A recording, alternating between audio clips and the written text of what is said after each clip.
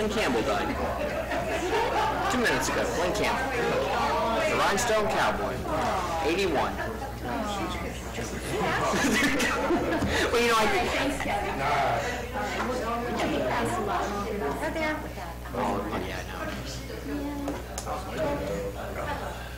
Thank you. Are we waiting on Scott? We don't have an agenda for this one, right? Okay, we're going to start the budget workshop. It's 5:03. I don't have an agenda, Debbie, but I guess we do a roll call. Or you can state that everyone's in. Okay, everybody's here except Mr. Simpson. How's that? Okay. I like it. You're up, Mr. Yarborough. Thank you, Mayor. Every one of you has spent several hours, and then some, with the finance director and myself, and going over the budget with your suggestions and an overview. This is your first opportunity collectively to see some modifications that you brought to our attention, and I believe they're all incorporated. What you have before you is a balanced budget, which is required by the law of South Daytona and the charter. It's your budget after it's given to you, and it's presented to you tonight in an hour during the council meeting. Historically, you've had one workshop for, golly, at least 10 years, and I think that is because of the time we spend with you one-on-one, familiarizing you with our issues, what we perceive to be the issues as staff, and trying to make sure we've answered all your questions. The finance director is going to go through a handout that you have that is similar to what you went through one-on-one in the overhead. And Mr. Mayor, if it's all right, we'll just stop when you have a question from one of your colleagues or council members and let them ask it and go on rather than come back to it at the end. Is that all right? Works for me. Okay. Good enough. Thank you, Kevin. Kevin Lewis, Finance Director. As the manager said, this is basically the presentation you've seen before. I'll go quickly, so if there are questions, just let me know. I'll point out where the changes are that are in this presentation that from when you've seen it previously.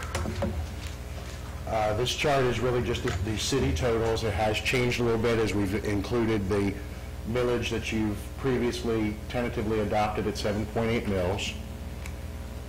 This is just the revenue side, and again, the taxes is slightly different from that change. That just looks at it by function in terms of personnel.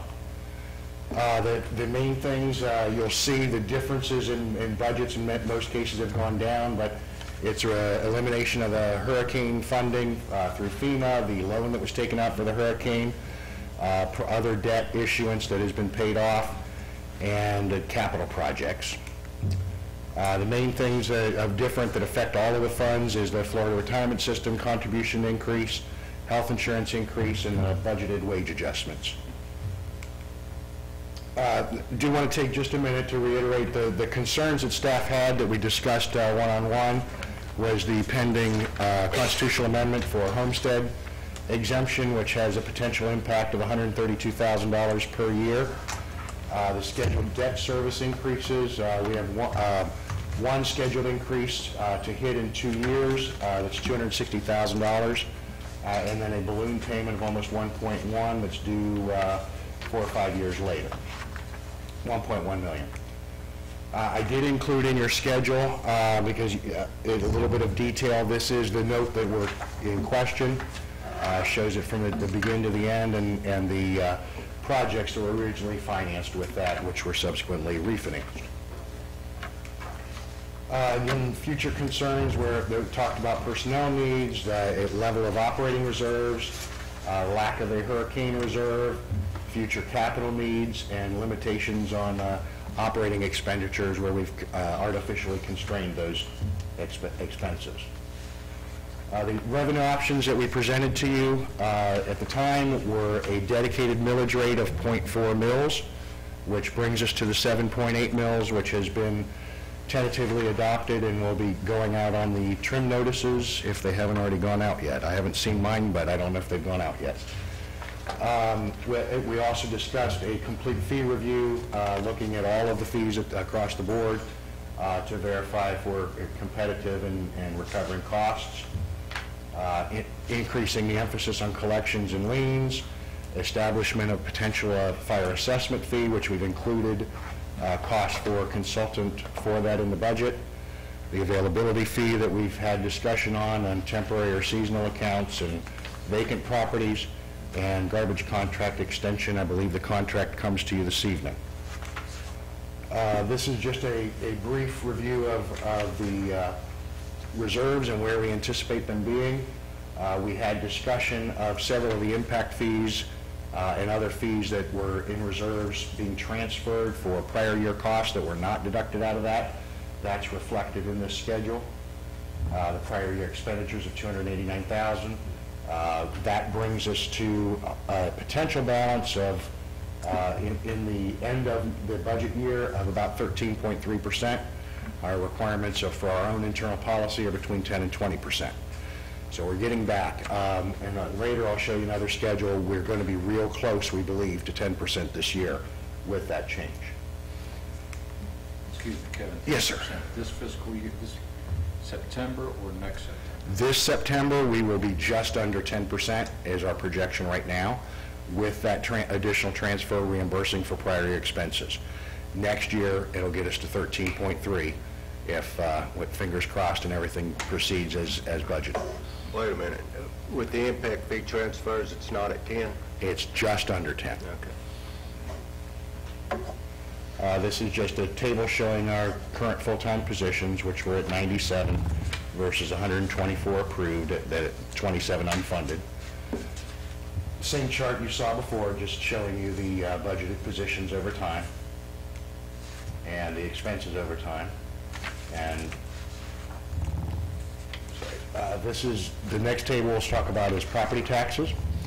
And we did see a significant increase in our taxable value. 7.72 was the 8th highest in the county, percentage-wise. The property tax value increased by slightly over $38 million, the value.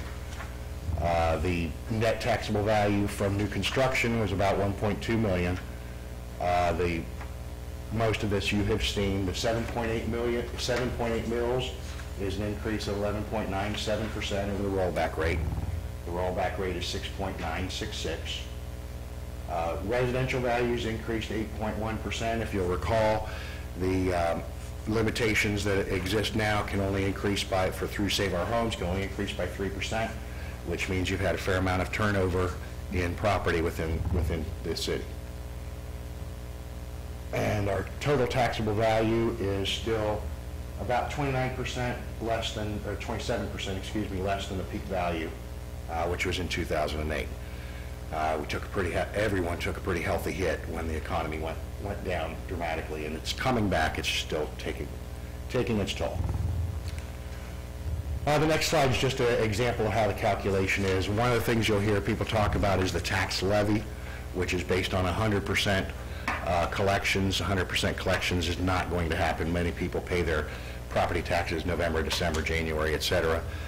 So what's required by law is to budget at least 95%, which is typically what we would budget. So you'll hear us talk about the 95% or the 100%, and if you see differences, it's because of the total levy versus what is actually budgeted. The next slide breaks down at each of the millage rates, either our rollback rate, the current rate, 7.6, which was one of the levels that was discussed as an option for the millage rate, and 7.8, giving you the additional revenues that could be generated over on the side, and that's where we've shown you both the 100 and the 95, while the total levy for 7.8 would generate 446. We won't collect all of that, so what's in the budget is 424.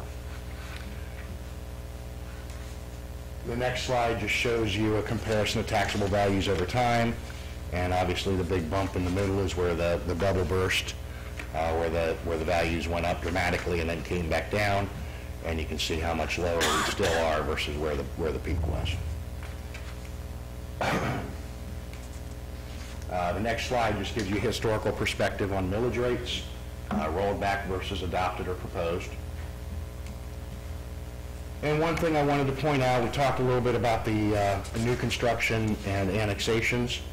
Our new construction, we're only at about 0.16% of the total new construction throughout the county, and yet our population is about 2.5%. So there's nothing we can do about it. It is what it is. I just point that out. That is an area that new growth and new construction is something that compounds year after year after year. When we're falling behind, it hits you in the wallet for every year to come. And then the next slide just gives you some historical information on the values and the millage rates. The next slide, it's complicated and there's a lot of information on here. The real reason for that was to show you the breakdown of exemptions. And our property, we have over 25% of our property that's exempt from taxes. Either property that's below the threshold with exemptions and those kind of things that ends up at a zero value, but you can see the breakdown of those exemptions.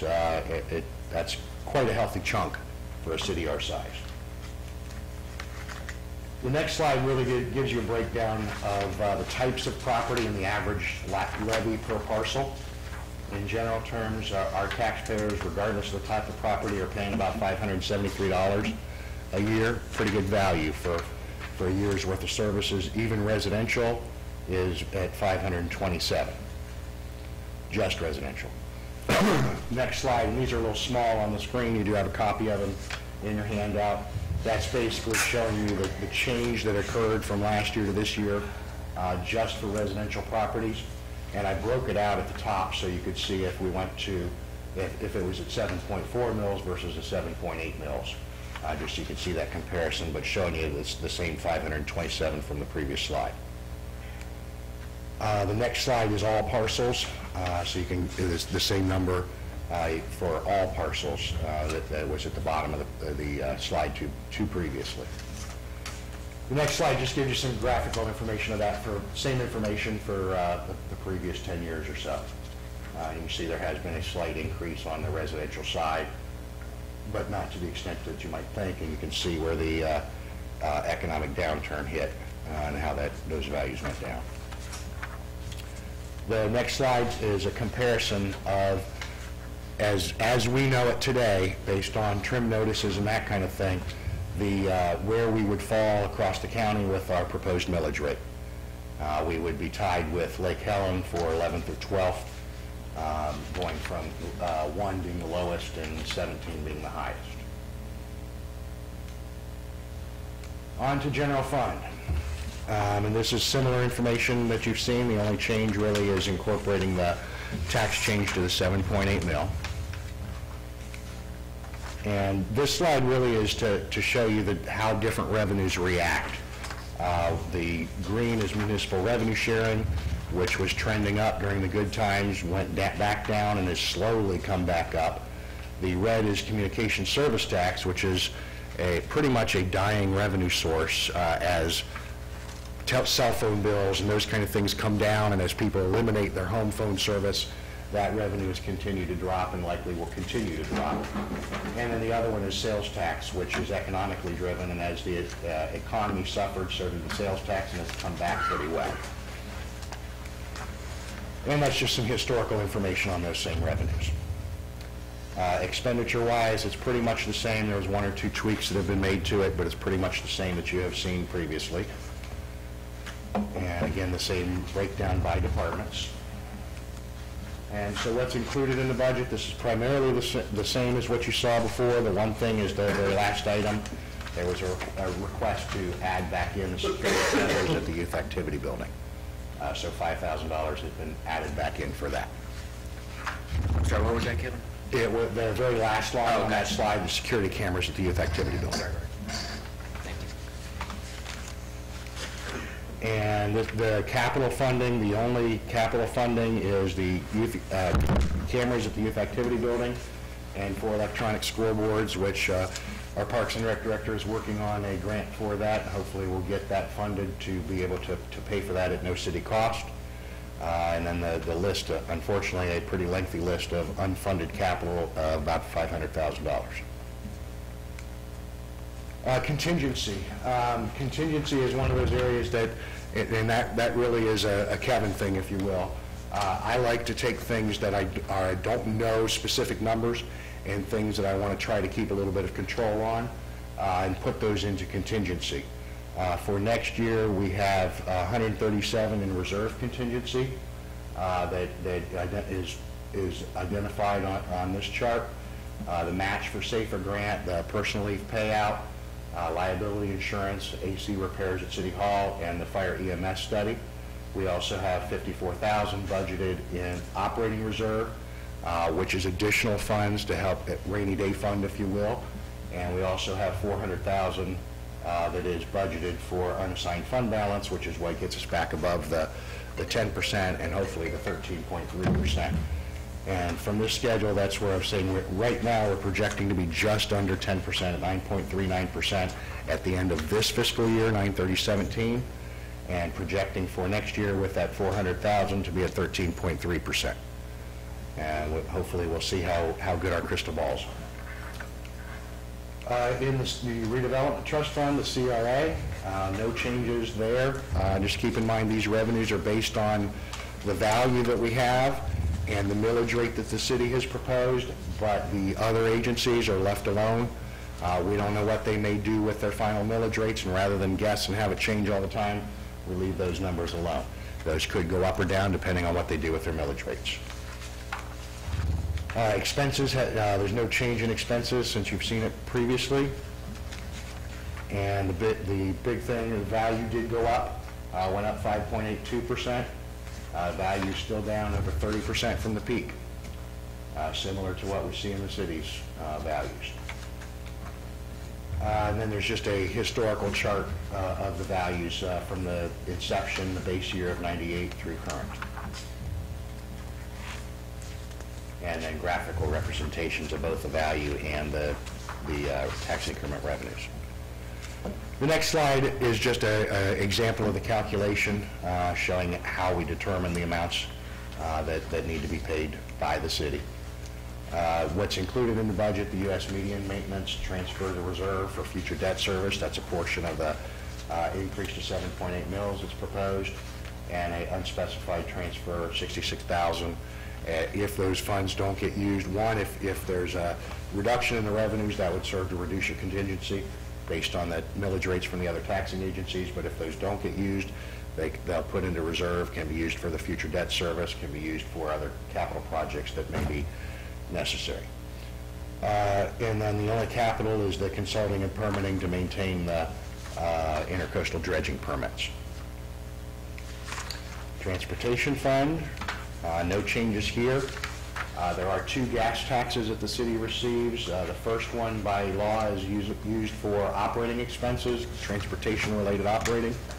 The second gas tax must be used for capital, and so the 145 you'll show later where that's being used specifically for capital. Gas tax for us at South Daytona is a little bit different. In most places you see gas tax declining as people buy more fuel-efficient vehicles, travel less. As the price of gas went up, people were buying less gas. We're seeing still a slight uptick. I'm not real sure why that is occurring here. I can only assume that because we have several large gas stations in strategic areas, we're probably collecting from people who aren't necessarily within our city limits.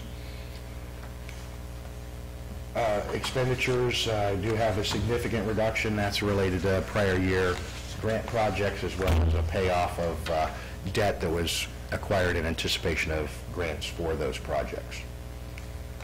What's included during this fiscal year, the council approved eliminating a contract and for maintenance and hiring 2 employees for that, as well as the capital listing. Most of the capital is carryovers from prior year, which is grant funded, as well as the funding, the ones with 2 stars are the ones that are funded by the second gas tax for a total of $145,000. Unfortunately, there's another $400,000 that is unfunded in requests in this year's budget as well. The capital projects fund, in last year's budget, that included, this year's budget, included $100,000 for streetscape. That project will be wrapped up, so there's nothing budgeted for that next fiscal year. If it doesn't complete, it'll be a carryover for that project, but I believe those funds have already been transferred to the appropriate fund. In the utility service fund, no significant changes from when you saw it last. The reduction again is prior year capital and grant funds. Again, this just breaks down the expenditures by function. What's included, transfer to reserves, again to improve those fund balances. Funding for water and sewer rate study. The rate studies can be done internally, but by doing them externally, you bring in that arm's length transaction with a professional who does it for a living, so if your calculations are called into question, it brings additional credibility to it. In the reserve contingency, again, funding for the personal leave payout, transfer of a maintenance worker to utility billing. It's an existing staff person, just transfers them to where they're really working. Part-time staffing, this is the focus on collections and lien processing. Needs assessment, which is reviewing our software to make sure we're fully utilizing it and getting the most out of it we can. Just a reminder, the payment in lieu of taxes are calculated at 9% of revenues.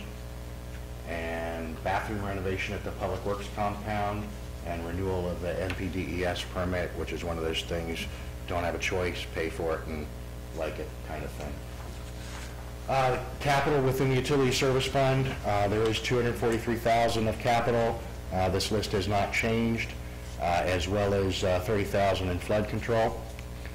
And unfortunately, again, about $500,000 in projects that we have not funded. Our focus, again, was to rebuild the reserves in that fund. And $377,000 in flood control. The internal service fund, which is your fleet maintenance, no changes in this, very small change in the budget itself. That's pretty much funded by transfers from other funds. There were 2 items requested in capital which were not funded, solar message board and the vehicle diagnostic scanner. The scanner at this point, we can survive. It's just once we start getting any newer vehicles beyond this year, that equipment scanner, that's the plug-in to find out what's wrong with the vehicle. Those won't work on vehicles this year and newer. And that's the end of the presentation. I'll be happy to answer any questions the council may have. Let me remind the council that you have money appropriated for our staff and Hope Place. Thank you. 27 and 35, is that right? One is funded by CDBG and the other is funded out of general fund revenues.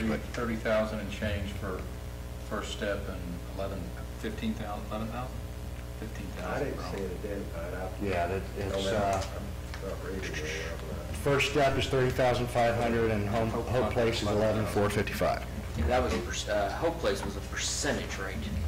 Yeah, it's a percentage over of your CDBG. Correct.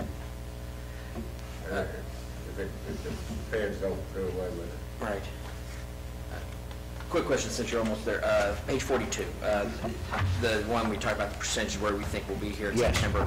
I know we went over this. Forgive me. Where did we end up? 9/30 of 16. A little over 6%. So we've made a 3%. Yeah. That's why I asked. I thought we had made significant. With any luck, we'll get back above 10%. I'm just hesitant to say until we get there. Yeah. Under promise and over delivery. Mm-hmm. Really quick, and I know it's an unfunded project, but the lights that you're proposing there at James Street, when those costs there, is that poles and lights, or is that just lights? Yes, poles and lights would be total. Yeah, I figured that cost. There's no grant for that? Typically not. No. Actually, the only grants that really fund anything governmental Parks and Rec wise is the FERDAP grants.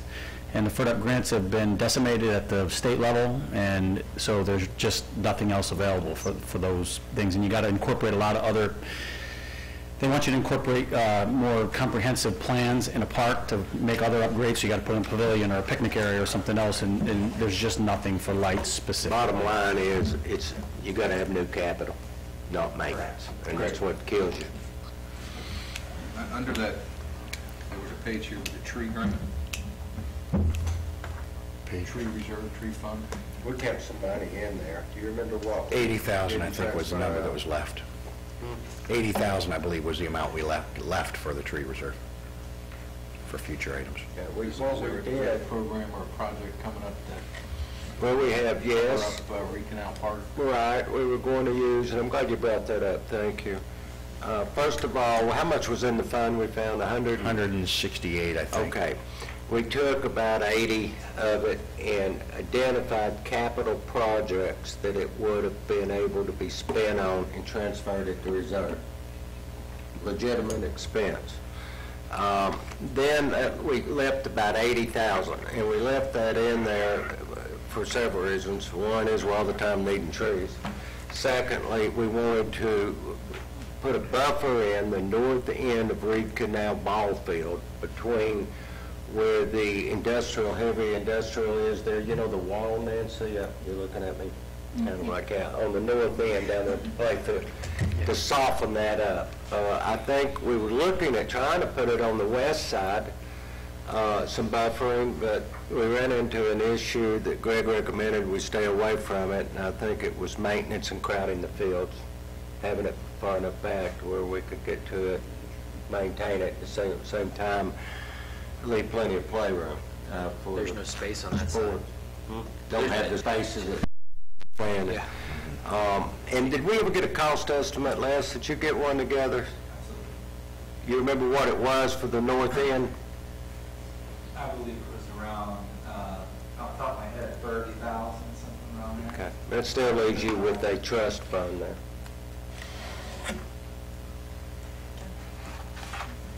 But that's not in this year's budget. Yeah, it's not broke out. It's sort of like a maintenance cost. The 80,000 that's in the remaining tree reserve, when those expenses occur, we'll bring a budget amendment to you and put those back in the budget. And Kevin, like, we're at 9.339% now. This will bring us up possibly to 13.3, but is 15 at least recommended? Or what? Yeah, our policy is 10 to 20%. GFOA recommends 15 to 20%. Does that figure include our Kevin Hurricane Fund? No. The Hurricane Fund is a completely separate reserve. The operating reserve they're talking about is how to continue operations if you had an emergency. The Hurricane Fund is how to pay for the expenses related to a hurricane or something along those lines. So is there a Hurricane Fund in here? The Hurricane Fund does not exist at this point. One of the proposals of the additional millage was once we get debt taken care of and squared away down the road, that could be continued for a few years if that was a desire of the council to establish a hurricane reserve. But Kevin, I'll tell you, if you want to take money out of the reserves to mitigate the impact of a hurricane, you can. It's a legitimate one-time expense. It's what I think we don't ever want to do is start taking money out of there for operational, because that's a recurring expense. Ideally, we'd like to have a hurricane fund that just sits over here. The problem I have with it, and you know, we're years away from really getting it going, maybe rates will. You're not making any money with money sitting in cash in the bank. I remember when we used to, you know, we could bid it out. We were looking at, you know, making a few points on it, but now it's just like, golly. Now nobody wants anything you don't know, so accumulation of... And we really don't have a whole lot to bid out. Right. Well, that's, even if we did, we're not getting a return on it. Right. So, it's something that when you get your reserves to where you're satisfied with them, then you can start looking at a fund, and hopefully interest will be in. A whole nother conversation for another day, but when you set up a hurricane fund, is there parameters that you have to set that up around which restricts how you can use that? So where I'm going with that is you could build your I'm exaggerating, not saying I would propose this, but you could have that be 20, 25, 30% and not have a hurricane fund, because you know you could use that for that, but maybe not that for the other way You around. can blend them. Right. Absolutely. You can combine, that is nothing that, the hurricane reserve is nothing that is required by any regulatory body or accounting standards or anything else. It's a comfort level for you and a ability for the city to continue functioning in the event of an emergency. But it could well be something you could borrow from yourself, from your own hurricane reserve, to finance some capital needs or those kind of things, instead of outsourcing it.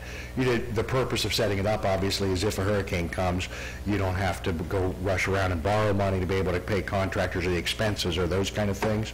But there's lots of things you can do with it once you have it. Right, and you're not coding, we're using hurricane funds because we're Floridians. Right. But if you had an earthquake, you could use it for that. Absolutely. It's an emergency fund to use. Daytona. Yeah, right. More likely we're going to get the hurricane, but just not restricted like your insurance policy where it has to be wind In damage. 2008, we all had fires to deal with, so There it you could go. be whatever you wanted it to be for and however you wanted So to it's fund an it. emergency fund. Yeah, I hear you. Okay. So our 13.30, to get that to 15%, we'd be looking at somewhere around 1.5, 1.6. Yeah, about $1 million is your 10%, so yeah, another 500,000 gets you 15. And we budgeted 400,000, so it gets you there close. So clipping off 4% or 5%, yeah, 4% in a year. The trend's right, because we basically clipped 3% this year. Yeah. Kevin, the cities that have a hurricane fund, what's their normal reserve percentage? It really depends, and it depends on what your exposure is. If you were sitting here with 25% already in your operating reserves, well, you don't need another 25% in hurricane reserve. Bigger cities typically have bigger reserves. Smaller cities may need bigger percentage-wise reserves, just because your budget's $20 million, their budget's $100 million. So if they have $10 million of expenses, it's not as big as an impact it is $3 million of expenses on a $20 million budget. So it really varies depending on where you are. Our expenses with the last round of hurricanes, which was not horrible hurricanes, we were in the $1.7 million. So that's kind of, to me, that's kind of a baseline on minimal hurricanes. If you're looking at $1.5 million, $2 million, if you want to be more protected in case it's worse next time, then you're in the $2 to $3 million range. So that's really a call that when we get to that point that the council will make on what level do you feel is sufficient and where do you think it needs to be. Now that 1.7 or 1.8, what do we expect to get back from FEMA? We should get at least $1.5 million of that back. We've gotten better than $200,000 from insurance now, and we should get at least $1.5 million total, so another 1.3, 1.4 at least from federal and state funding. And we don't expect that this coming year? I'm told we just had a meeting with our FEMA rep. I'm told by him that we are further along than any other city in Volusia County. It is a tremendous paperwork nightmare. One of the things, and I don't recall them doing this before, but one of the things, you send in a whole mountain of paperwork to FEMA. FEMA reviews everything and says, okay, we agree, we approve it, we're sending it on to the state. Then the state, a month or 2 or 3 months later, sends you a letter that says, send us that paperwork again. And wait a minute, we gave it to the FEMA electronic, and we got to give it to you again. So we start all over again. But we're told by the FEMA rep that we're further along. We have our 2 big projects, and I think the third one, that's gotten to that letter point and passed it. So, and now it's a matter of the state approving it and turning over money. FEMA's hoping that we might start seeing some by September, but it could be October, November before it comes. So this calendar year, just not this fiscal year. That money's dedicated to pay the loan. Absolutely. Right. And if we don't get approximately $1.5 million of it by the end of November, we'll have to go back to the bank and renegotiate. They gave us a year on that loan initially. But the anticipation of receiving that money is not reflected. Say again? The anticipation of receiving that money in this coming fiscal year is not reflected. No, it'll be booked as a revenue in this fiscal year, but it'll be booked as a receivable. So we need to match those expenses with the revenue. So it'll be a carryover receivable in this year, go through the audit this year, and then when we receive the cash, we'll turn around and send it right back to the bank. Does the, go ahead. I was just going to ask, when we get the FEMA and the insurance and that, let's assume we do get the FEMA money in and we don't have to renegotiate the loan and that, how much unreimbursed cost was the hurricane for us? We're anticipating that it'll be in the 200,000 range, yeah. Does FEMA, not that they care, but do they know about our bank situation? Yes, they are aware, and they have worked with us intentionally trying to expedite. FEMA actually pushed, our consultant, Tetra Tech, is one of the biggest reasons. Lori's, our assistant finance director, has dedicated a lot of time to getting the stuff in, getting it to the consultant, responding back to FEMA, responding back to the state. The consultant that we used has worked out extremely well. They have found a number of pieces that we would not have thought to submit for, which hopefully we'll get funding for. In addition, they've moved the process along. They have the direct contacts. They know the right T's to cross and the I's to dot. So that's the biggest reason between the work Lori's put in and the consultant that we're ahead of the game. Just be a shame if the money came a month too late, you know, that during the Yeah. yeah, Daytona. One thing I might add that we haven't talked about, that you will be looking at hopefully next month, is a resolution to address more parity in how we collect multi-family garbage rates. I don't know how much revenue it would generate. It's not in your budget. I have to assume that if you do make those adjustments, and we're still working on that. And let me remind you, you have two resolutions regarding garbage. One is adopting your garbage contract, which is in the NOTS budget. The next one is a resolution where you deal with your rates.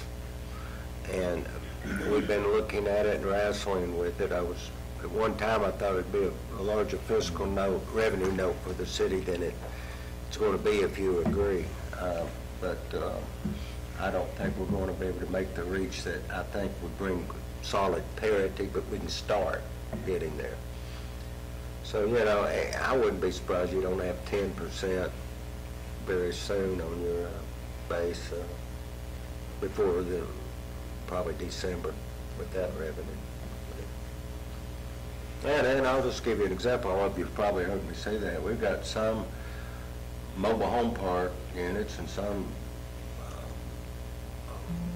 apartment units that when you figure in what they pay on compactors, they're averaging per door $2 to $4. Whereas your residents, what, $14? You got some apartment units out there that's paying $16 a door, you know.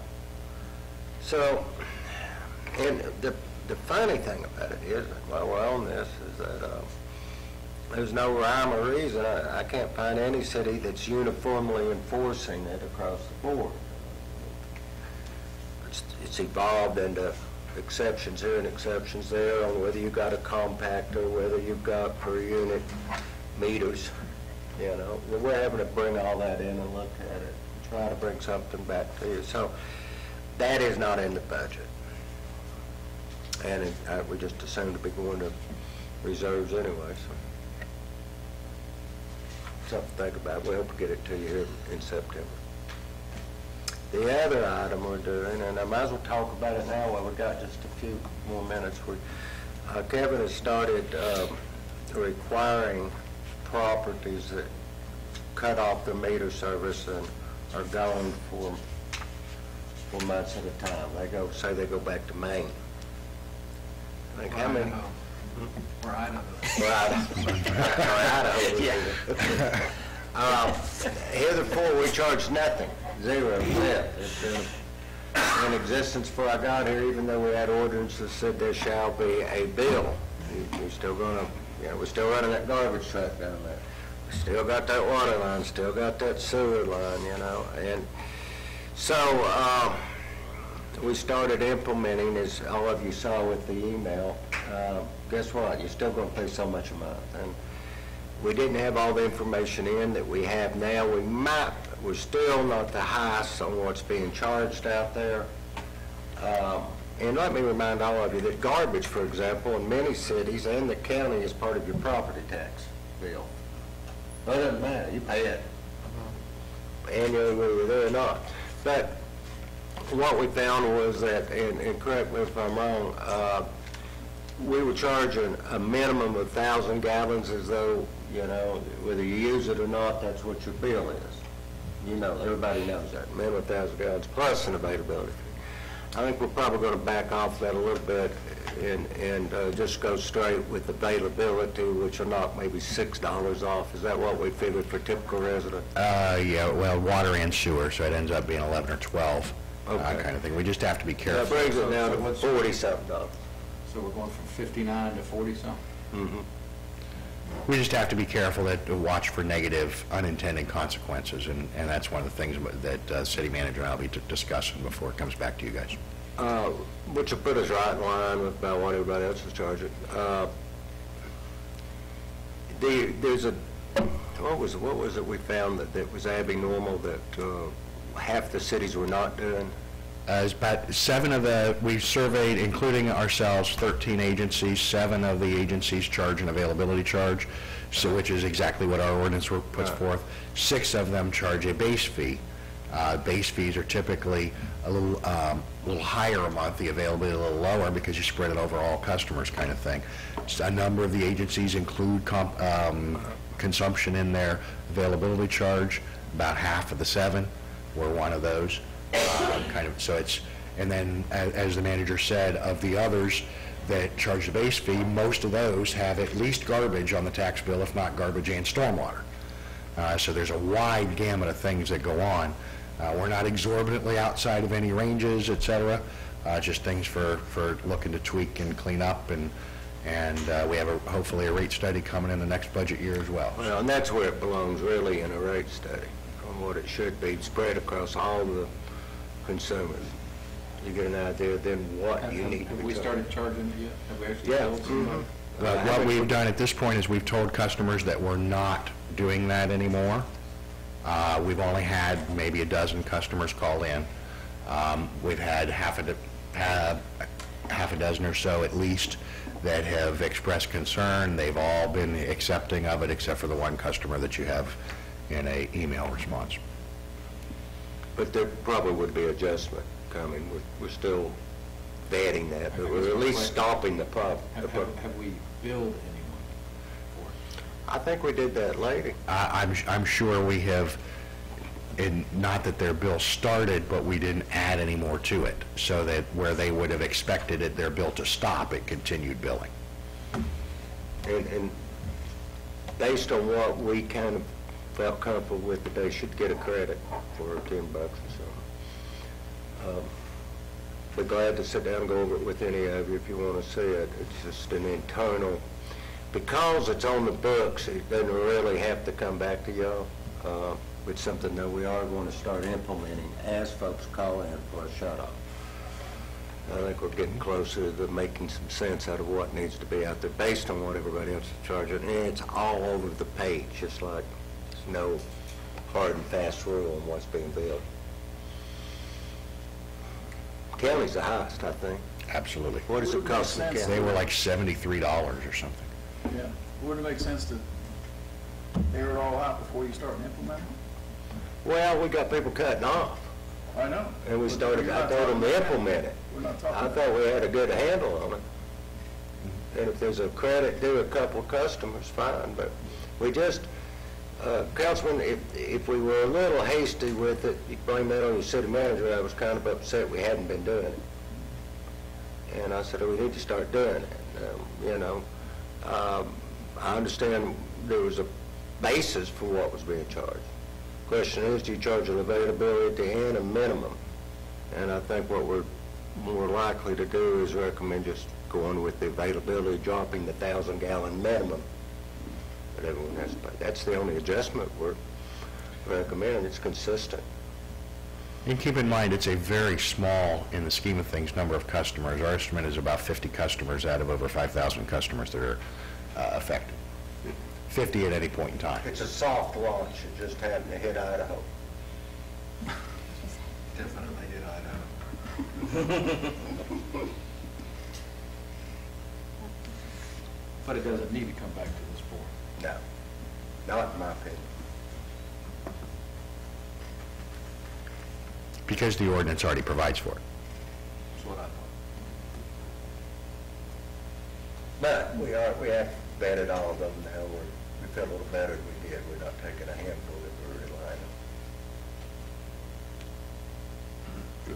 Since It'll give Idaho credit, forced us to look at it quicker.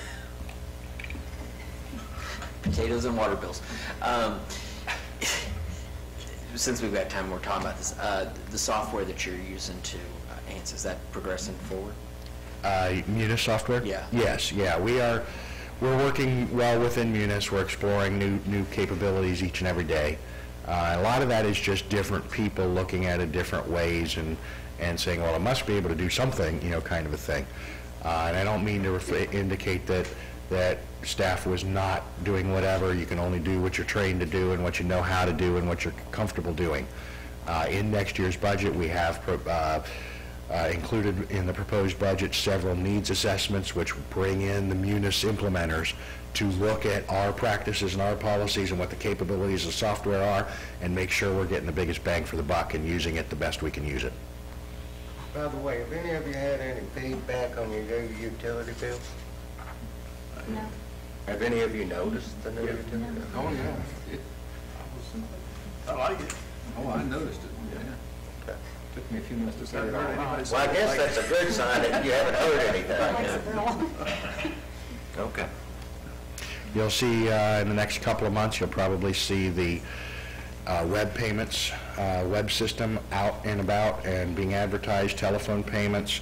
We're also working on the ability to make cash payments at places like 7-Eleven and CVS.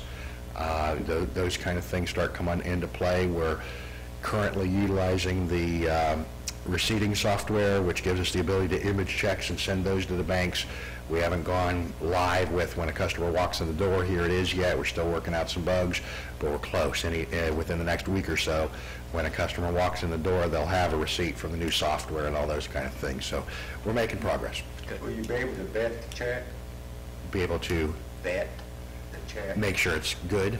No, unfortunately, that's not a service. That is a service that they charge pretty heavily for, that the world does. There are a couple agencies a couple business organizations that do that, but it's pretty expensive. We don't have a lot of problem with return checks. We only get 3 or 4 a month. And we do have the unique ability here. We have some leverage. If need be, we can shut the water off, which most businesses don't have that ability. So. You said cash payments at 7-Eleven? Yes, that is one of the pieces. It's a service called Pay Near Me. So any 7-Eleven, any CVS or Family Dollar store across the country can make a cash payment at. They send us a payment posting file, and so if you were on vacation in Oregon, you can use your phone and get a copy of your bill, which you walk into CVS and pay your water bill if you were so inclined. About 24 hours a day at the CVS on the east side of town, or the 7-Eleven on the west side of town, or the Family Dollar up at Bevel and Nova. At least those, the CVS and Walmart are probably open. The CVS and 7-Eleven are probably open 24 hours a day. So if you worked 7 to 7, you could go in there at 9 o'clock at night or 2 o'clock in the morning or whatever. There is a fee associated for that, but in our contract, the city is absorbing that fee. So we're taking away the excuse of I couldn't pay my bill. Exactly. City Hall was closed, I couldn't get there. That's right. Go to 7-Eleven. Back in the day, we took it to PD. You could pay your water bill at the PD. Really? You paid your turn-on fee at the PD, and dispatchers were responsible for it. Remember that? Kinda. I know Ronnie does. Kinda do. Oh, It was yeah. the dark ages. Yeah, they were. Collectively refreshing. Did you go to the aqueduct too to get the water? We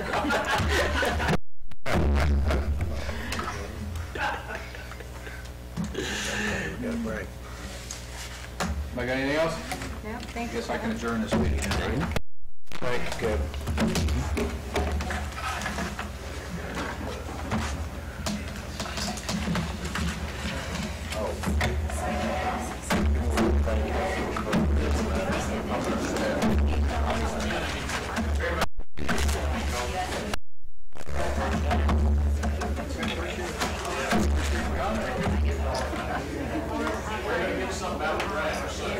Soon?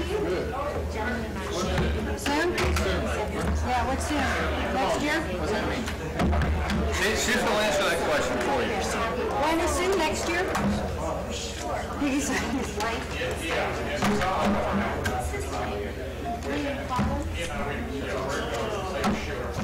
2020? 2025?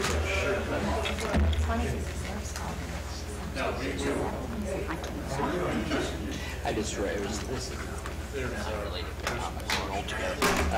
so I got 3 boys, right? And we're huge into At least the state, right? Something's gonna go.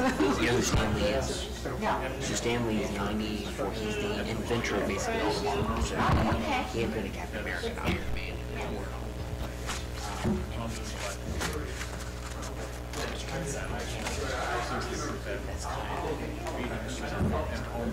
Very cool. So you always watch him from Stanley.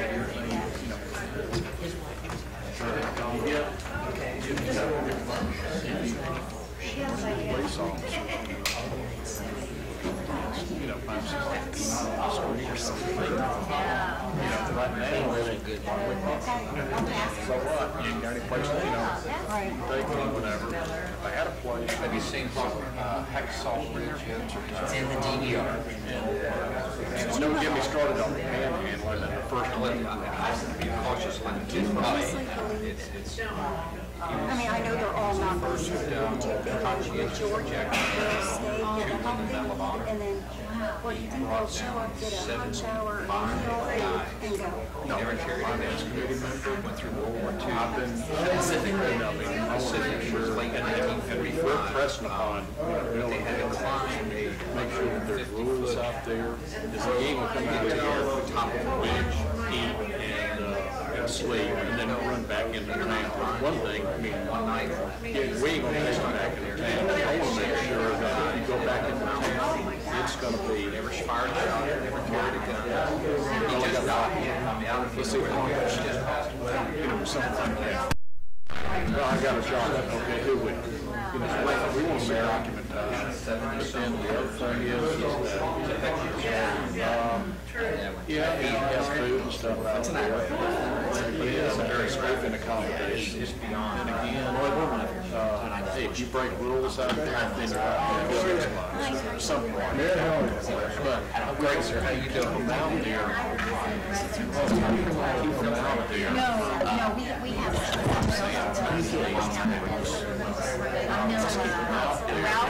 Get them on some type of programs.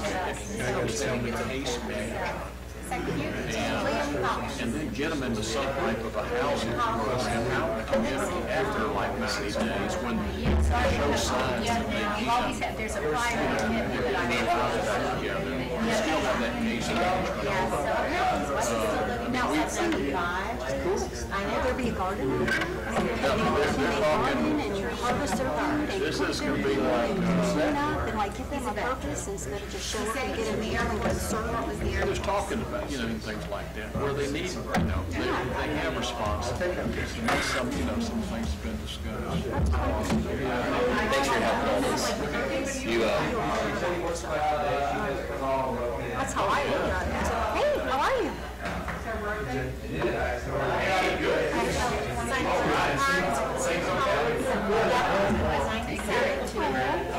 His wife still lives in, wish him happy birthday. Okay, please do. That's my thoughts. They need to participate, not just come out there for a free thing. I think they need to be a part of it. And there will be room at the end, so to speak. Okay. You got somebody, if it's full, sure. South Daytona broke somebody, there will be room in, Okay. not a manger. Thanks, Jim.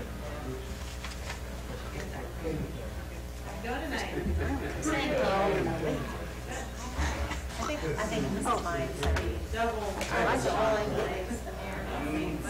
There'll be plenty of room because we're all going to get a meal and go. that's what I do.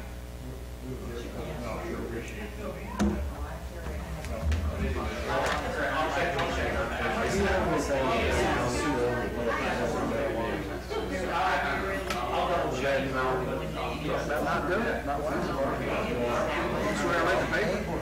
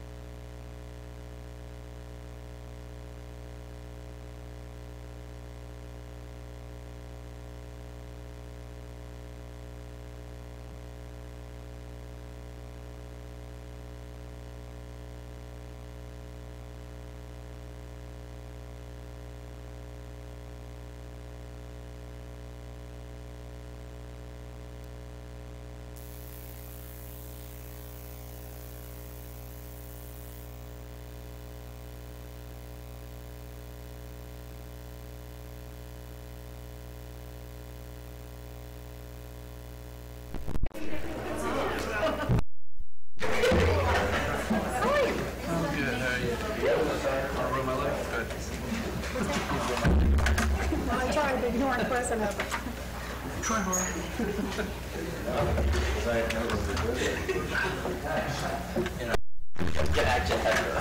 I'd like to call the regular meeting of the City of South Daytona Council to order, August 8th, 2017. If I can get a roll call, Debbie.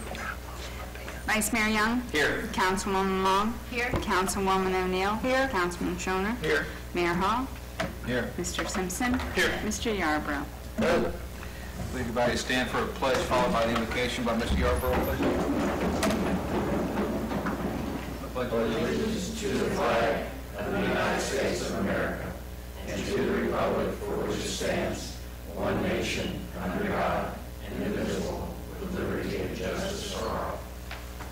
pray. Dear Heavenly Father, we come to you this evening and ask that you continue to bless this community. We ask that you give these elected officials the wisdom to make decisions that are a reflection of your will here on earth. It's in your name we come. Amen. See you.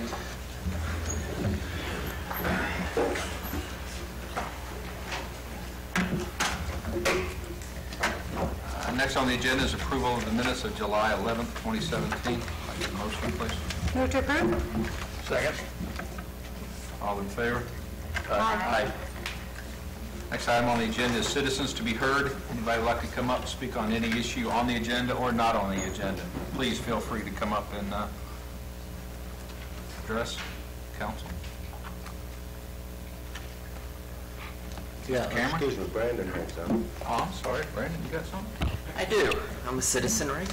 Okay. I'd like to make an honor to recognize our mayor, Mayor Hall, on behalf of the Florida League of Cities, and I think maybe you know I'm the president of the local league and have been on the council and done some of this training, so I know what you went through. So let me read very quickly. The Honorable Mayor Hall, on behalf of the John Scott Daly Florida Institute of Government, the Florida League of Cities, I'm pleased to award the certificate to you for the completion of 18 hours of instruction at the Institute of Elected Municipal Officials in Tampa in June 2nd through 4th of 2017.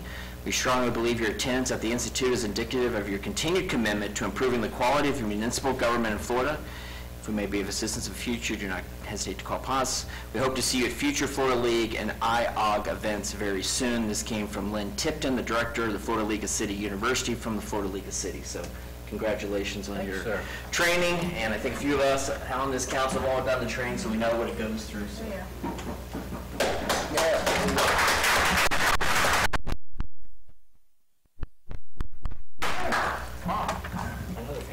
I was wondering why I never came in bell. You guys hit it on me. There you go. I'll get you back. All right. Any other citizens to be heard? No, I'm done. City manager. Thank you, Brandon. Absolutely. City manager's report. Actually, just one item, Mr. Mayor, members of the council. Your next council meeting will be on a Monday, September the 11th, at 6 p.m. in this building, in this room. That's all I have it for. Attorney's report. Nothing to report, sir. Under old business, Scott, if you would, ordinance 17-07. Ordinance number 17-07 by title only for second and final reading. An ordinance of the City Council, City of South Daytona, Florida, repealing ordinance 16-10, which established a 12-month moratorium on the growing, processing, manufacturing, distributing, dispensing, and selling of medical marijuana within the city limits, providing for severability, providing for conflicting ordinances, and providing an effective date. This is second reading. This is a public hearing. I need a motion to... Motion to approve. Move to approve. I need a second. I make a motion, we table this until we see what the other surrounding cities are doing. I'll second that, table that motion, this ordinance. Can we do that? No, you need a motion and a second. A motion then you and need a to, if you're going second. to table it. But And then you can... you gotta let the first motion die for lack of a second. Oh, that's all right. Yeah. And then if it dies for lack of a second, then someone can make another motion. You all understand if you make a motion to table, you can't discuss. So if you've got to discuss it, now's the time to discuss it. We can't discuss it. We can't discuss it until we get a second. Second. There you go. Thank you. Now you can discuss why you want to table if you want to table. What motion did you get seconded? I don't know. I'll second the motion. I'll second the ordinance. first one. Yeah. Second the first motion so we can have discussion of ordinance number So we have a 17. motion to approve and seconded. Okay. Yeah. Now, if you want to discuss why you think table is in order, you have to do that. But once a motion's made to table, all discussion has to stop. So I'm just trying to help you all get to where you are. Yeah. Well, I'll start it, I guess. I guess what concerns me is a lot of the other cities haven't made up their mind yet. It sounds like a lot of them are not going to remove the prohibition. So we may have an influx more than we would expect. I have to tell you, Councilman, it's one of the rare cases I can say, I think I told you, this is why I was against, why I wanted to kick the moratorium down the road for a period of time. I think I don't want to get into the debate of the pros and cons of this. I understand the citizens voted for it. I mean, again, it was a 75-word constitutional amendment and 77% voted for it, but whether that was casino gambling, whether that's something else, it comes down to us as the council to decide what we want. And I never wanted us to be the point of the spear on this. As other communities, as Daytona, as other neighboring cities are trying to decide what they want to do, if everyone else tables it and we're the ones who've already gone out there in front of it and said, hey, we're going to have an unnecessary influx. We've made decisions on this council, whether it's ranging from condos and high-rises to too many thrift stores in our redevelopment district. So I would completely support tabling this until some of our other neighboring cities in the Halifax area What's make some Holly Hill decisions. doing, Scott? I think they're going to talk about it in September. I know what I've heard is the land is going to prohibit. Obviously, in the paper, Daytona is discussing it. Those are the only two jurisdictions I've heard about that have come out one way. I know some of the elected officials publicly stated in Holly Hill that they were hoping to be able to put before the law came out, they were hoping to put the regulations on so the moratorium could go away. So I don't know how they're going to go, but they haven't said that they want to prohibit it yet. Is Holly Hill under a moratorium? I believe they adopted around the same time you did. And Port Orange is considering it? I think Port Orange passed it, Or did they pass it already? Port Orange is permitted. Yeah, they're allowing it. How many cities? So we have Port Orange that has lifted the ban, or they're permitting it. Edgewater's on too, I know. Okay. Everybody else. Edgewater actually adopted regulations regulating it before the state adopted their laws. So Oak Hill is looking at putting regulations on the books that basically treat them like pharmacies, but they don't really have specific regulations regarding pharmacies. I'm not sure about Lake Ellen. You don't know if they have a moratorium? I thought they did. I prepared one, but they said they didn't pass it, but I think they did. But they're looking into that, but they haven't given an indication that they want to. Basically, do you want to prohibit it? That's the question. If you don't want to prohibit it, then you're just going to regulate them like pharmacies. So that's really the question. Do you want to prohibit it? Now, the rules, all right, basically, if we allow them to come in, it's the same rules as the pharmacies. Also, isn't it like 500 feet? That's a state law. It can't be within 500 feet of a school or church. Okay, and I just wondered, how many sites do we actually have in our city where someone could come in and... I don't know if we know. We're talking about an influx. I'm thinking, how many sites do we The question would be, All your commercial. where are pharmacies allowed, and then exclude those areas that are within 500 feet.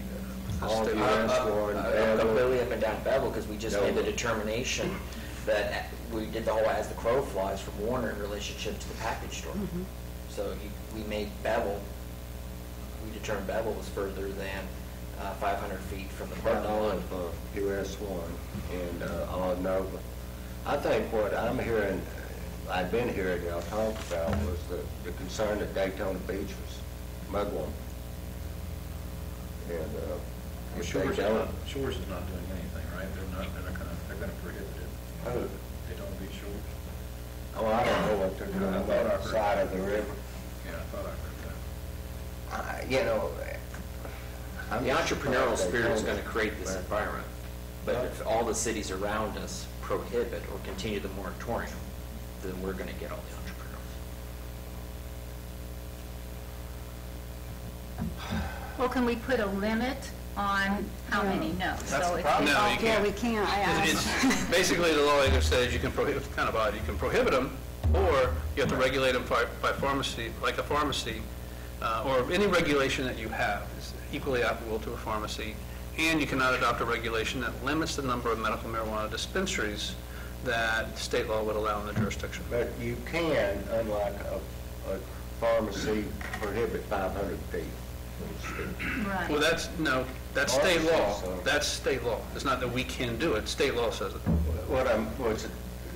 That's the distinction between pharmacies. Yeah, but it's not us doing it. State law today. And we can't increase like to 1,000 feet? We can't change it if we adopt You can and shorten it. follow the... You can make it closer, but you can't increase it. Yeah, I guess that wouldn't go over too well. Yeah. I have a motion and I have a second, and we've had discussion. Where are we now? We have a motion and a second on the table, don't we? We have a motion and a second to... To approve. If there is a motion for tabling, if the discussion's over, now would be the appropriate time. I'll make a motion to table ordinance 17-07. Second. You can't discuss a tabled motion, so the reason I wanted everybody to understand. You have a motion and a second to table, Mr. Mayor, no discussion. That's an automatic question. All in favor? Aye. Aye. Opposed? Aye. All opposed? All opposed? And so, I mean, everybody knows what you've just done is, all you did was table the repeal. It still dies in 1 year. So that is in December, Joe? I think. Yeah, So it's going to expire in December. one way or the other, but... Well, unless you instruct staff to bring back a ordinance extending it, and that would have to be first reading in November, second reading in December. So just keep that in mind. Or a motion prohibiting it. No, you can't do a motion. I think you have to adopt an ordinance. That's what I meant, an ordinance to prohibit it. But hopefully y'all will know what's going on with Daytona. Daytona has, what, 66 square miles? We have 4. Scott, to your question, the moratorium, can we set a time on that moratorium? What do you mean? We already did. It's 1 year.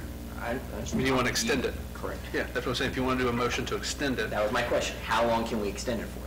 I don't think that, there's not a state law that says you can only do it for a certain period of time, but it would take an ordinance to amend the ordinance. So if we instruct staff to come with an extension of the moratorium, we could say 6 months another 6 months, a year, 2 months. October, y'all need to know what you want to do.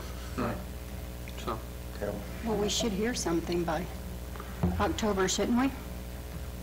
What the other cities are doing? I mean, like I said, I know Holly Hill is going to discuss it in September. What I heard, I don't know what Ormond's doing. No idea. I'm going to be very surprised if Daytona doesn't go ahead and allow state law to take effect. Scott, we can't take it off the table? That's not an option? What do you mean, when you say take it off the table? Yeah, bring it back? Oh, if you want to repeal the, Yeah.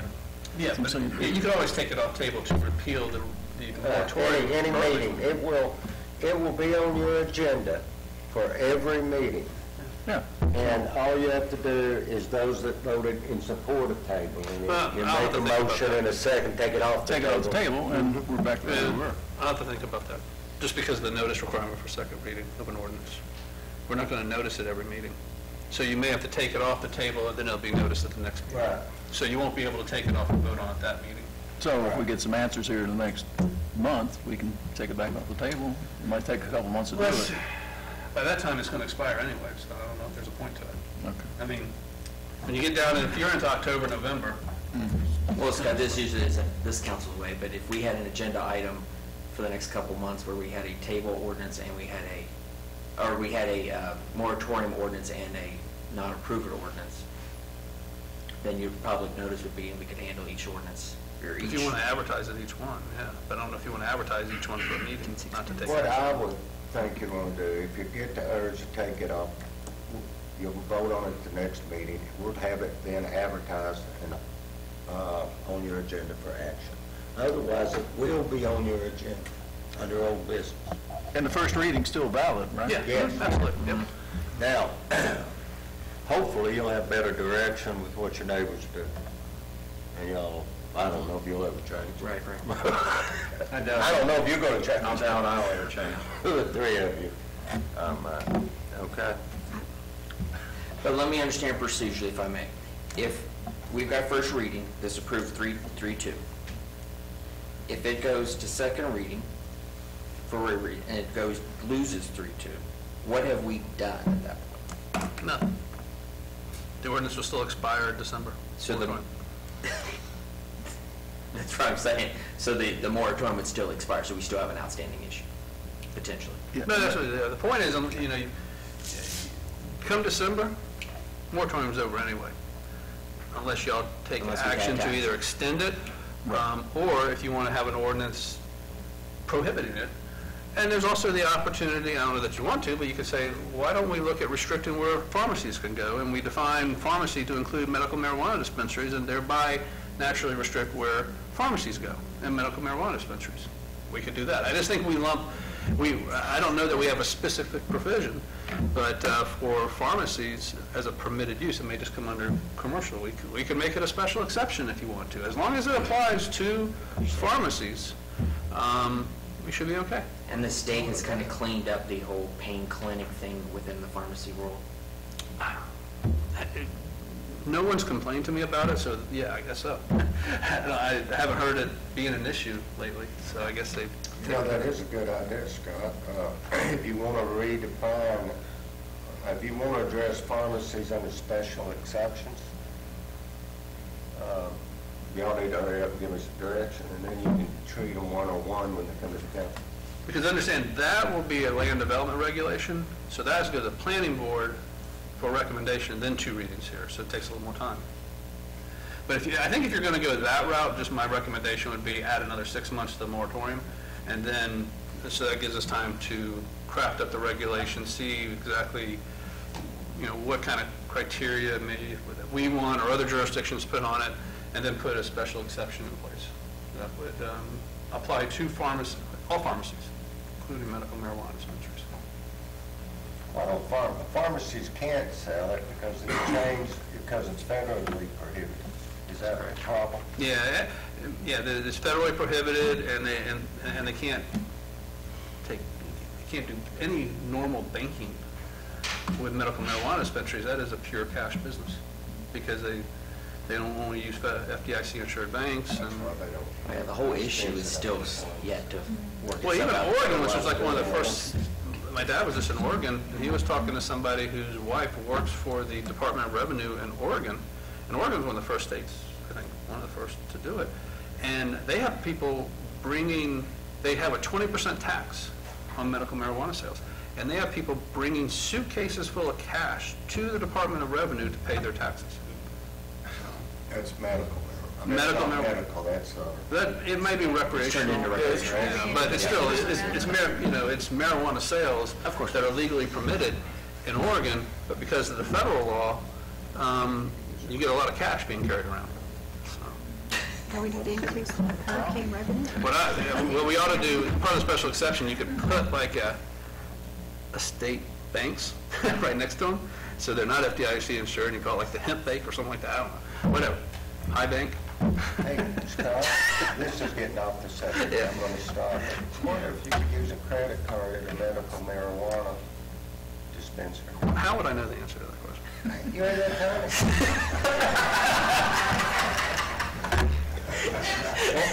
Next item on the agenda. You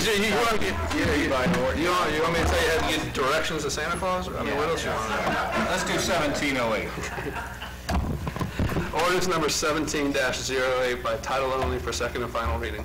An ordinance by the City of South Daytona amending Section 7.2 of the Consolidated Land Development Regulations to make modifications to bring the regulations into agreement with the most current FEMA-approved Code Companion Floodplain Management Ordinance for Florida communities, providing for severability, providing for an effective date.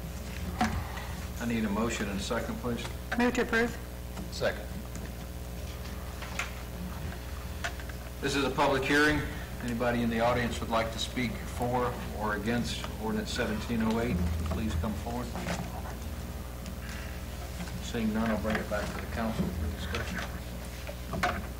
think it's a positive move. People are waiting for this to get approved so they can get reductions in their insurance. Yep. Any other discussion? All in favor? Aye. Any opposed? Carries 5 right there. New business. It's me or you? Yes, you. It's me? Consideration of awarding a construction contract to Sparks Concrete and authorizing an inspection service contract with infrastructure engineers for the Big Tree Road shared path not to exceed $547,909.50. Yes. This comes with a recommendation from staff. It's below our cost estimate. It is, the inspection is being paid essentially by the county.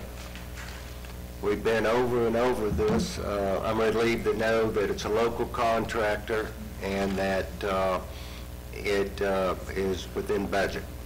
So it comes with our recommendation. Public Works Director's here. If you have any questions, I'll try to fill. I need a motion and a second, please. Move for approval? Second? Do we have any discussion? Any questions of anybody? No, I'm happy at Sparks. All in favor? Aye. Any opposed? Carries. B, consideration approving the transfer of a continuing engineering service contract from Quinton, let me get my tongue back working, Quinton L. Hampton Associates to Mead and Hunt Incorporated. Mr. Yarborough? Mr. Mayor, what's happened, which isn't that uncommon lately, a smaller engineering firm has been bought out by a larger engineering firm. It has some benefits. One of our personal benefits is it comes with more disciplines, such as structural engineering, which we're definitely going to need if they're not conflicted out by doing work for AT&T or T-Mobile or Verizon or another. Let me preface by telling you that this is good. They're going to keep the same engineers that we're used to working with. We're going to have more depth. We haven't any reason to believe that the rates are going to be subject to a lot of changes. Before we heard that Quinton Hampton was being bought out by Mead and Hunt, Inc., I was going to bring you an continuing engineering service contract for you to consider with Kimberly and Horn because of the need the city has for having a structural engineer on board that we can use for the cell tower. As it turns out, we think we're going to be fine with Mead and Hunt. We won't have to do that. The only thing we're trying to vet, and we'll have it vetted within a week or two, is whether they have any conflicts for having done work with any of these potential tenants or existing tenants of the cell tower. And then, any questions? I didn't mean to confuse you, but we think they're going to be able to work. They have structural engineering with them, engineers with the firm. I need a motion to approve. Move to approve. Second. Any other discussion? No, I'm comfortable with it. Good. All in favor? Aye. Any opposed? Item C, consideration of approving $127,865 change order to RJ Landscape, Inc. for the installation of conduit and landscape modifications of the US 100,000 of that, put it in the reserves. Let's spend 100,000 of it for the project. Let's bid the project, make sure we know what the price is, and then let's see if we can get that, if there's enough money in there within our local match to get the conduit in. Well, all we got to do down the road is add the lights in the breaker box. We don't want to dig it all back up again. Well, since that time, and we've got that in there, and you've got the money, you have to approve the change order, but we ran into some problems with some of our landscaped vegetation catching disease. in project not to exceed the total project cost of $521,665, subject to FDOT approval. Staff, Mr. Yarborough? Yes, and it's, I hope all of you had a chance to read the memo from Recreation Director Greg Bartholomew. Substantial amount of this money for the change order is subject to FDOT agreeing to pay for it, and we have a reason to believe they will. If you recall, a brief history, we had $200,000 of local match. We noticed how poorly it looks. I think we shared with you a memo from Greg where they're trying to stay on top of it, but it warranted the change in what we were going to put in for landscaping on the new median. We did not want to put the same type that was subject, types of plantings that was subject to disease. So that's also what you're seeing in here. Okay, so hopefully this is the only change order that will be coming before you on this project. It was anticipated, and the budget, the project came in within budget, I think, to allow for the conduit. Any questions? Need a motion to approve? Move to approve. Second. Any other discussion? I just have one question, and this is just my ignorance, I guess. What is the difference between the traffic rated boxes and the non-traffic rated boxes? Because it looks like $5,900. What's this? I asked that question. It's just the strength of the box. So a traffic-rated box, if a car runs over, it can take it and won't crush. But these boxes will be far up in the medians, so if they hit the box, we're going to have bigger problems anyway with landscaping and so forth, and it's not that big of a deal. It was just a change to drop the price down because they're not going to be near the edge of the road where they would be subject to being run over. That's why. Yeah, $5,900 is significant, yeah. Okay, thank you. Any other discussion? All in favor? Aye. Any opposed? Okay, Scott, Resolution 1713, if you would, please. Resolution number 17-13 by title only for first and only reading. A resolution of the City of South Daytona, Florida pursuant to Section 2-143 of the City Code of Ordinances, waiving the formal bidding requirements and authorizing the mayor and city manager to execute Amendment 4 to the contract for solid waste and recycling collection and disposal with Waste Pro of Florida, Inc., providing for severability, providing for conflicting resolutions, and providing for no effective date. Before you get a motion, Mr. Mayor, could you ask them to please incorporate the amendments within the motion? I think there were 5. And those are the amendments that we had up here, right? Right. And I would also add to it that in the motion that it be, the approval be subject to city attorney final approval of the contract. So you have 6 things that would be added to this. So we need a move for approval for Resolution 17-13 with the 5 amendments and the city attorney approval of the final contract.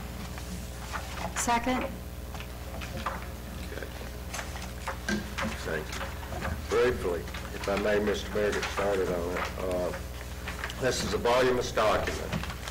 I think the Public Works Director did a very good job in highlighting the substantive changes. The contract, our existing contract allowed for an additional 5-year extension. This is virtually a new contract, and it is for 10 years. And there's reasons for this. We weren't able to negotiate a 5-year extension at the same rates because Waste Pro in the last 5 years has picked up 3 additional cities in our area with a higher rate under contract, Ormond, New Smyrna, and Port Orange. And they have what's called a favorite nations clause in their contract, just as we do. What that means is that they're entitled to the same rates of any new contract in the area, which put Waste Pro in a position that they had to quote the prices of the latest contracts without, if they were going ahead and doing a 5-year contract. If we do a new contract, it gave us flexibility to create some novelties, if you will, in our contract that may not be attractive to these other cities. Two things that come to mind immediately, and I'm sure it caught y'all's attention. A was the CPI calculation. Currently, the CPI we use and the other cities are using is the Southeast Regional Department of Labor cost of living. And it's been ticking along for 4 years at an average of 1.2%. What we negotiated, we being staff, was a CPI that tracks sewer, water, and trash. It's a national CPI. It has been averaging 3.2% a year for the last 4 years. So what your contract says was, look, we're going to use the water, sewer, and trash CPI. However, the city has put a cap on it at 2%. It can never go over the difference between the existing CPI and the new CPI. To wit, if for some reason our existing CPI that we have been using is at 1%, and the water, sewer, and trash CPI jumps to 4%, it still cannot go up at 2%, not the 3%. You follow me? Mm-hmm. Okay, in order for them to phase in the increase that the other cities, they being Waste Pro, are being charged, they asked that we look at a 10-year contract. When we ran the numbers, we found that even in 10 years, we wouldn't be up to the average that the others would be paying. So we felt that, look, what this has done, it's given Waste Pro what they needed to be able to show that this, if you're going to go to South Daytona's contract, guess what? You got to adopt the CPI, and it's going to be a deterrent. Secondly, you're going to have to give me a 10-year contract, which is what South Daytona did. Otherwise, we didn't feel comfortable in recommending a bid, primarily because they're in Waste Management, who's been doing Holly Hills, pulling out. That only left Republic, and they're doing, I think they have a county contracts on the contract they have right now in our area. And to be honest with you, I wasn't impressed with their service. We have had and enjoyed a very good working relationship with Waste Pro. John Jennings has been around a long time, and so has Tim. We found them to be very responsive.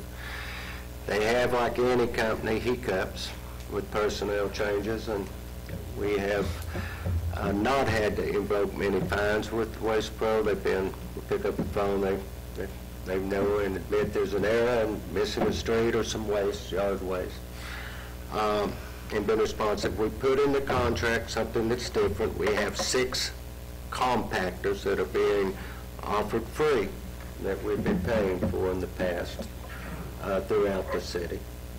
And we get roll-offs at no charge. We pay a tipping fee for those. Otherwise, the contract is essentially the same. It's the big issue is the new CPI.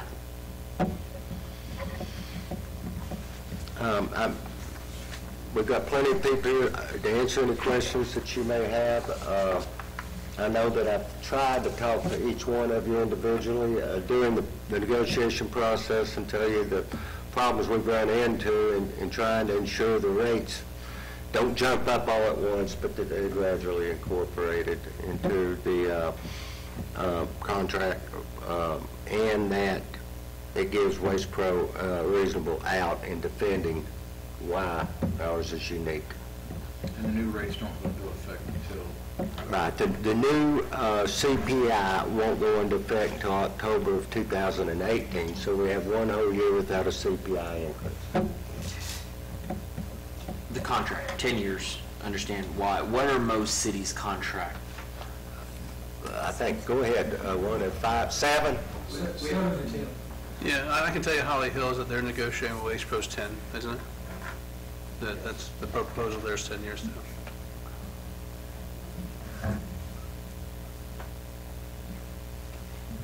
And then the cities, when you compare ourselves to other cities, and the cities that do the 111 service where we're a 211,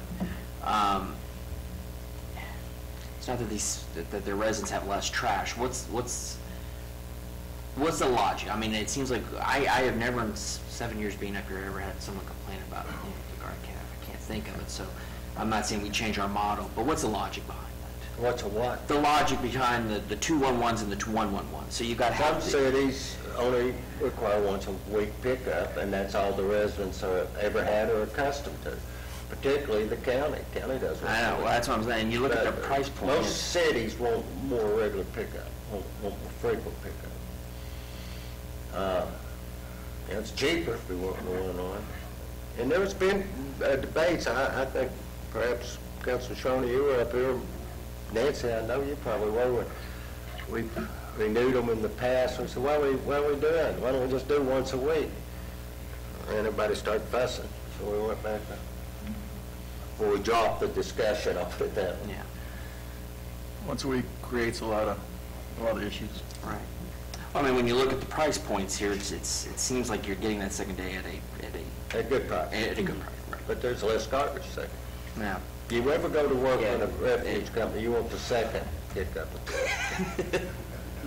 You don't want Monday morning. Yeah. Not the day after Just so Christmas. I'm clear, all the recycled funds go back to the company, right? They don't come to us. In my knowledge, we don't make a nickel off of it. I think they're losing money. Trying to quit buying it. Honestly. So our ordinance that makes the recyclable products that are put out by the road really no longer applies. No, it's a shared revenue source. If I'm not mistaken, they have to have it. But I will say this, that our ordinance on recycling was required by the county, who was required to implement it by the state. You follow all that? Yes. Every year there's a percentage that you have to take out of your garbage disposal. The county's held accountable for removing a certain percentage out of the landfill. Where that's going, I don't know. I understand that recycling's really struggling. And if any of you have followed some of the cities in the state of Florida, I've read some articles, I think it's through the League of Cities, where they are losing money now, that we're relying on that as a source of revenue. The whole idea with recycling is to make the landfills last longer. You know, it's dictated by the state. Any other discussion? Yeah, I've got a couple of questions. Okay. The addendum, the section 8, where it talks about aged equipment, I need a clarification. It says that the refurbished vehicles shall be considered new. Okay, that's new. And then it says thereafter, contractor may replace vehicles as reasonably necessary during the term, wherever no primary collection vehicle used will be older than 7 years. So if a refurbished vehicle is to be considered new, then on the other hand, it says there should be no older than 7 years. It's new for, if you could have, say you had a 8-year-old vehicle, they refurbish it. Even if it's refurbished and looks brand new, per our contract, they couldn't use it, because no vehicle should be over 7. So it's considered as 1-year-old, once it's refurbished, for the calculation of 7. Okay, but you see the contradiction? No. You don't? No, he had to change it. Yeah. There was a contradiction before, in my opinion, because it said you would allow refurbished vehicles, but my question was, okay, you refurbish a vehicle, how old is the vehicle that's refurbished? 8 years old. 8 years old. Per the contract, it can't be only 7, so you're not allowing refurbished vehicles if you allow them to keep their same age. So a refurbished vehicle, for purposes of a contract, will be considered 1 year old in the year it's refurbished. And then we still say it can't be more than 7 years old. But if otherwise, you refurbish an 8-year-old contract, why? I mean, an 8-year-old truck, why? can't use it under our contract. If we're still going to use the original manufacturer's date. So we could have a truck that's 21 years old, that's been refurbished 3 times. Yeah, and once it's refurbished, and the city accepts it, we have to accept a refurbishment. They just can't stick it out there. But we accept it, okay, that's year 1 now for our calculation again. purposes. Yeah, I got you. That was the thing I was trying to correct. Well, as far as Waste Pro is concerned, they've given good service. I mean, there's no question about that. I guess the only other question I have is, with a 10-year contract, God forbid they sell out to somebody else. I mean, we have it out for I'm comfortable with the out. That was something we paid a lot of attention to. If we're going to go 10 years, we need to be able to get out of this thing. What if they go bankrupt? What if they sell it out? What if they partial sell it out? I feel comfortable with it. Well, I mean, Scott, are you with us here? Mm-hmm. Okay. Obviously, his silence is, I went in on the negotiation, so you're happy, I'm happy. yes. No, isn't there a payment fee if it transfers?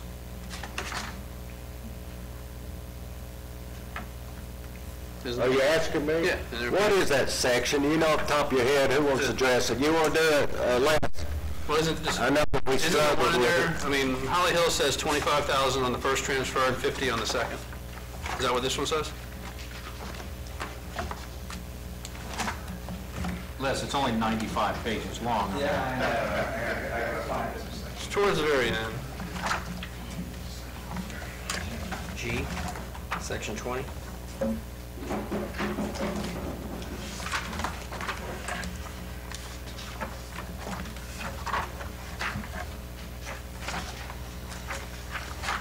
All right, let's go as Public Works Director. Section 20 mentions a severance, but there is a contract where it says something about if it's more than 25% change in ownership. I just need to find what section that is. Section 19. Oh, here we go. Oh, this Bill Redmond. He was a consultant on this. But yeah, Section 19. It's the same thing, 25,000 for the first transfer, Right. There you go. 50,000 for second.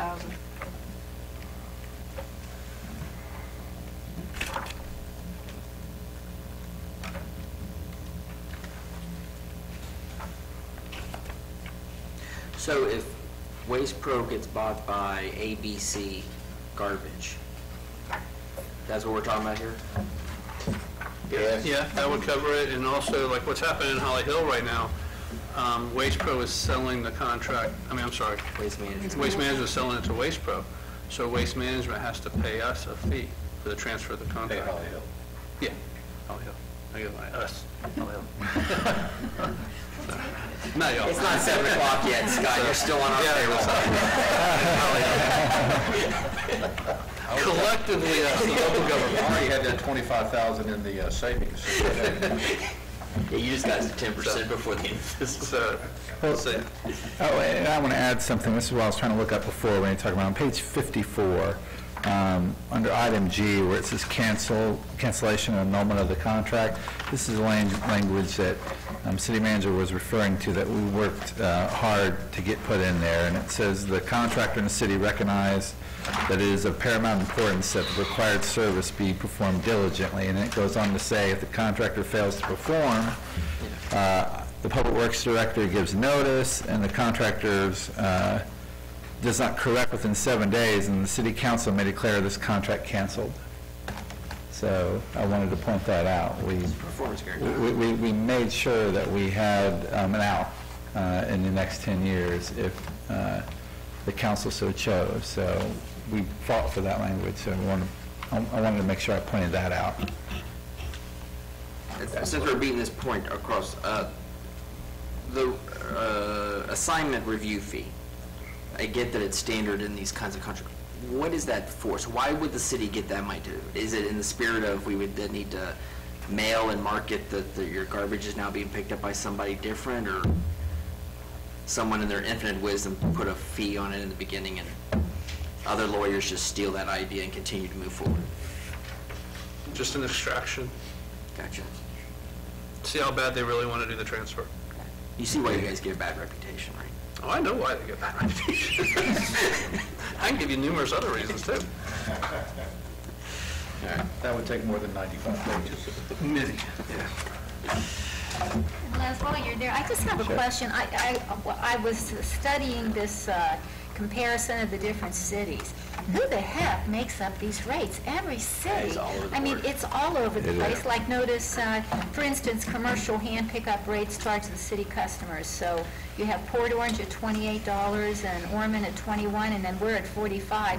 And then sometimes we're cheaper and sometimes the others are, I mean, somebody, I wonder if they're drinking when they make that formula. It is so incredible. Well, I can tell you that I know that Waste Pro studies on these rates really hard, and there's a number of factors that go into this, and it gets some pretty You're good looking detail. at wholesale versus retail. They don't care what the cities charge, it's what they're charging the cities. One's up here at wholesale, and then you might get down to retail, so. Yeah, I'm just looking across the board, but again, I'm sure, that's what I wondered, is it the size of the city, or I guess the volume, and so they have a lot of factors. it was like, I mean, I wasn't involved in this one. I know the last time I was involved in this, you really can't compare cities.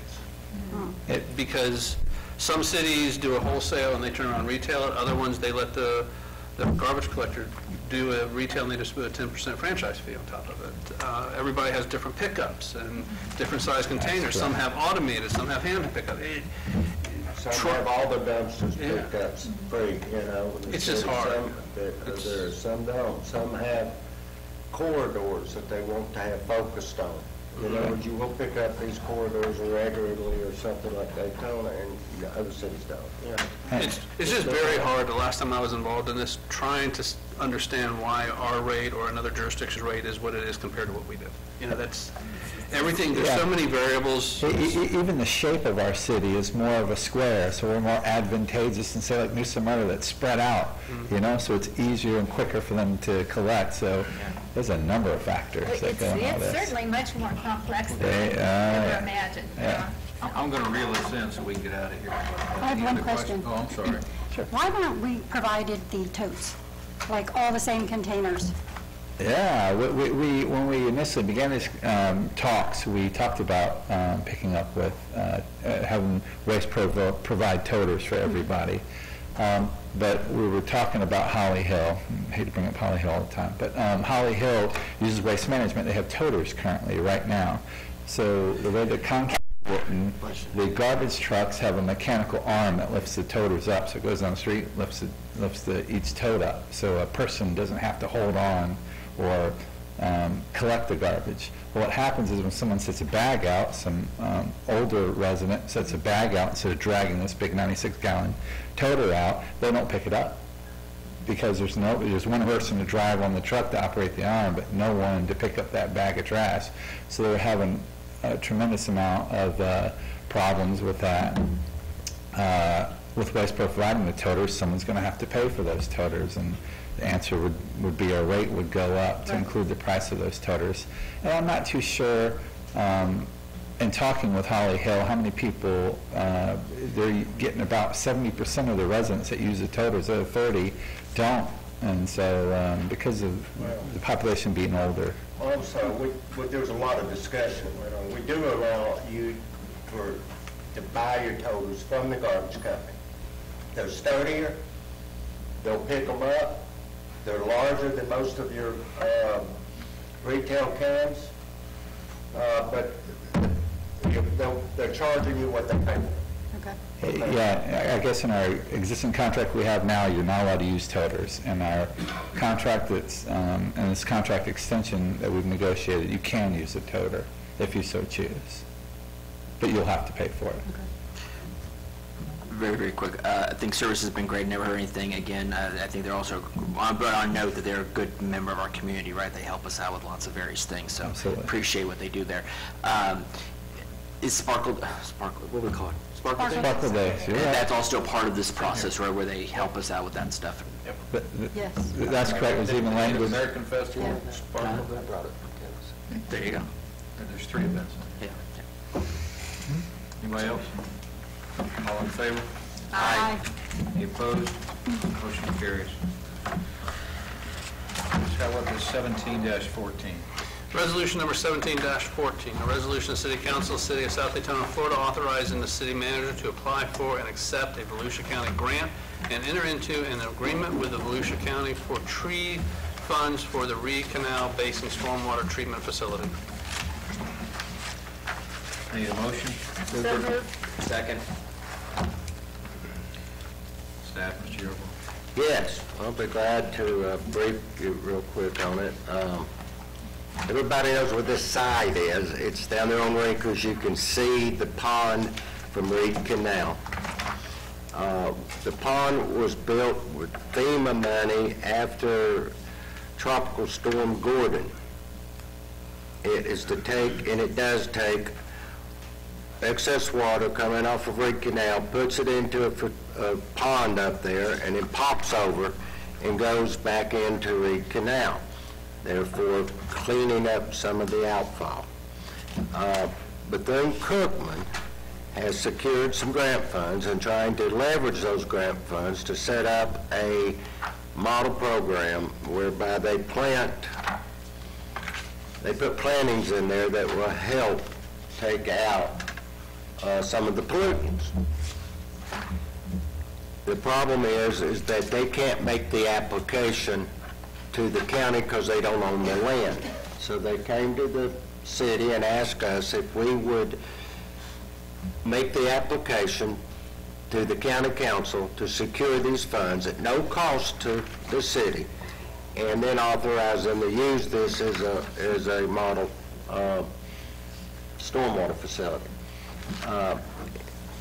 Your community development director is also an engineer, thought it would be an excellent opportunity to also try to leverage this project for mitigation in the event that we ever need, or we get around to putting a new canal in to the, dredge a new canal to the Halifax River for vessels, because there will be a mitigation requirement for that through St. John's. So what he's also throwing in is we're going to try to use this money to get credit, or this project to get credit for that mitigation. No guarantees on that. We do feel comfortable the county's going to provide the matching monies for the project through Bethune-Cookman, and that they're just waiting on us to submit the application or to sign off on the application. Is there any questions on that? I think it's a fantastic idea, and it'll certainly help the environment. I agree. Any other discussion? All in favor? Aye. Any opposed? Carries. Ordinance 1709. Ordinance number 17-09 by title only for first reading.